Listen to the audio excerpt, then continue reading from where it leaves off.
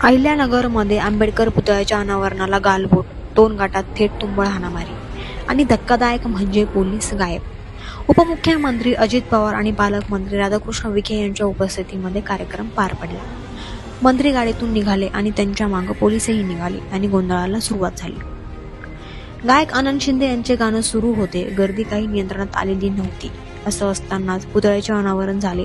तिथून पुढे gas pump पशी 2 गाटात तुंबळ हाणामारी सुरू झाली. बहिणीला धक्का लागला या वादातून मारहाण सुरू झाली. रस्त्यावरून पळून मारलं जात होतं. सर्वात मोठा प्रश्न, पोलीस कुठे होते? कार्यक्रम संपलेलाही नव्हता. पोलीस गायब झाले. गोंधळ सुरू असतानाही तेथून पोलिसांची गाडी गेली. गर्दी पाहून सुद्धा थांबून काय चालले पाहण्याची तसे त्यांनी घेतली नाही. डॉ. बाबासाहेब आंबेडकर यांच्या पुतळ्याच्या अनावरणाला लागलेलं हे गालबोट, सुरक्षा व्यवस्थेवर मोठं प्रश्नचिन्ह.